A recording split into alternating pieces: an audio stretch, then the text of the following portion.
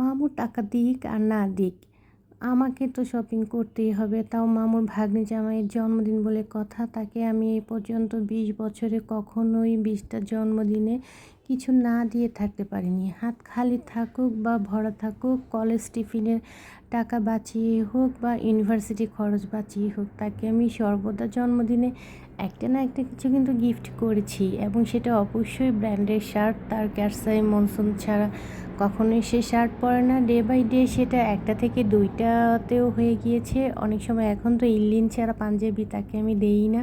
সে যেটা পরে আর কি, আসলে যার যেরকম রুচি বা যে যেটা পরে তাকে সেরকম বাজেটেই দেওয়া উচিত।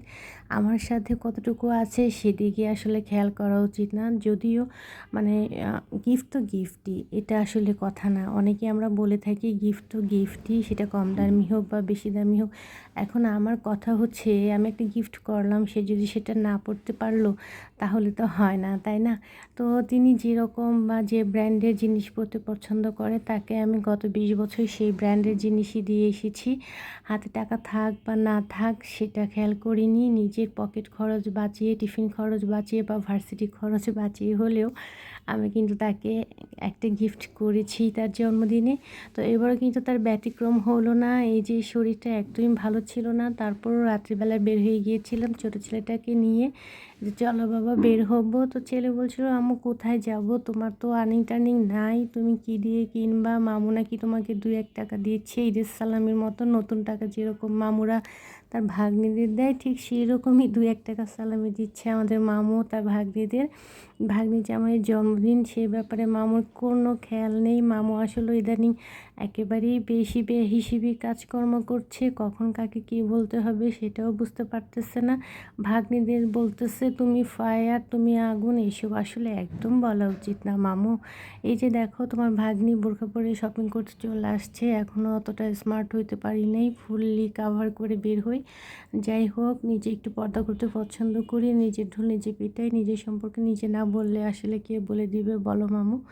একটু তোমার ভাগ্নি জামাইয়ের জন্য টুকটাক কেনাকাটা করছিলাম, আর অবশ্য আমি ভিডিওটা করিনি, ছোট ছেলেটাই ভিডিও করছিল। এই যে সে আমাকে ভিডিও করে ধরিয়ে দিয়েছে এবং বলেছে, তুমি যখন এডিট করবা দেখবা যে না একদম পারফেক্ট ভিডিও করা হয়েছে। তো আসলে কতটুকুন পারফেক্ট ভিডিও হয়েছে, একটা কন্টেন্ট ক্রিয়েটর মায়ের বাচ্চা বলে কথা। তো একটু তো শিক্ষা দিতেই হয়, তাই না?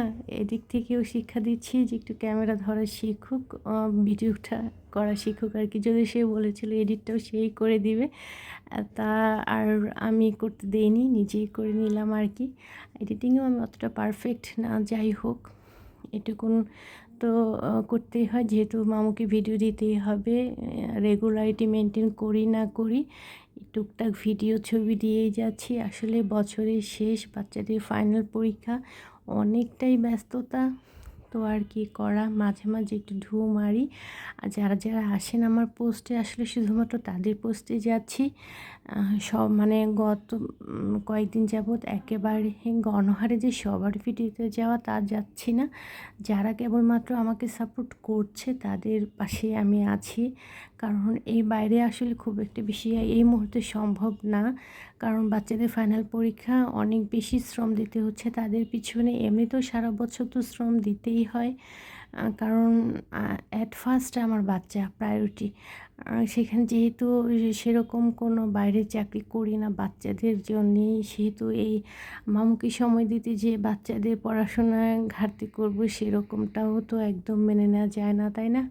বাচ্চাদের পড়িয়ে সংসারের সব কাজ করে যতটুকুন সময় পাই সেইটুকুন সময় এই প্ল্যাটফর্মে দিই, এর বাইরে কিছুই না। অনেকে মনে করেন যে না, সারাদিন হয়তো বাপু মোবাইলে থাকে, বা অন্য ভাবিরা বা রিলেটিভসরা মনে করে যে সারাদিন হয়তো বা মোবাইলে থাকে। না, আসলে অবসর যেটুকুন সময় একটু রিল্যাক্স করার কথা, সেইটুকুন সময় রিল্যাক্স না করে এই প্ল্যাটফর্মে সময় দিচ্ছি। তাতে যা আসে আসুক, না আসলে না আসুক, আসলে কিছু করার নেই।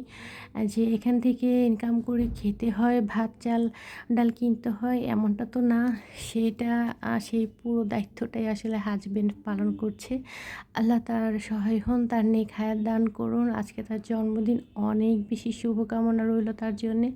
সে আমার 3 বাচ্চার বাবা। আল্লাহ তার প্রতি মানে আমার সমস্ত নেক হায়াত আল্লাহ তাকে দান করুন।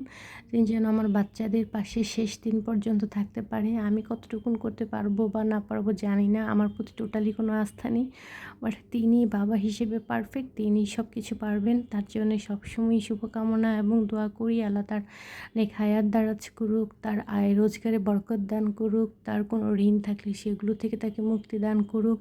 তার প্রতি আল্লাহ মানে যাতে তার সবকিছু সহজ করে দেন সেই দোয়া সবসময় করি। তিনি যেহেতু আমার পুরো পরিবারের দায়িত্ব নিয়েছে, তার পরিবারের দায়িত্ব নিয়েছে, আমাকে ভালো রাখছে, আমার সন্তানদের মানে তার সন্তানদের ভালো রাখার দায়িত্ব নিয়েছে। দিন শেষে আল্লাহ তার যেন তাকে ভালো রাখেন, তার মনের সকল নেক আশা পূরণ করেন, তার চলার পথ সহজ করেন। এটুকুই তো মানে স্ত্রী হিসেবে আমাদের দোয়া, আর কি বা দোয়া করতে পারি। তো খুব বেশি লোক দেখানো যে স্বামী কতটুকুন ভালোবাসে বা কতটুকুন করে এসব আসলে সোশ্যাল মিডিয়াতে দেখাই না। এগুলো না দেখানোই ভালো, কারণ নজর খুব খারাপ জিনিস, কখন কার নজর লেগে যায় সেটা মানে বলার বাইরে। তো এই জন্যে আর কিছু বলতে চাচ্ছি না। নজর লাগা থেকে বিরত থাকুক। তো আমাদের যেটুকুন দেখালেই হয় সেটুকুনই দেখাই। অনেকেই দেখাতে পছন্দ করেন সোশ্যাল মিডিয়াতে যে হাজব্যান্ড কাকে কী গিফট করছে, কী করছে। আমি এতটা দেখাতে পছন্দ করি না। হাজব্যান্ড হিসেবে যতটুকুন দায়িত্ব পালন করার সেটুকু তো অবশ্যই করে থাকেন।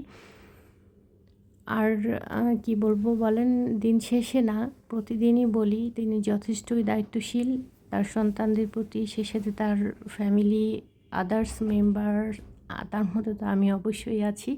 সবার প্রতি তিনি যথেষ্ট কর্তব্যপরায়ণ একজন দায়িত্ববান পুরুষ মানুষ, ঠিক যেরকম হওয়া উচিত সেরকমই হয়। তো এই যে তিনি অনেক পুরুষরাই আমি দেখেছি যে আসলে এই সন্তানদের জন্মদিন, স্ত্রীর জন্মদিন এসব মনে রাখেন না। তবে আমার হাজব্যান্ড এসব ব্যাপারে খুবই তৎপর, তিনি সব কিছু মনে রাখেন আলহামদুলিল্লাহ।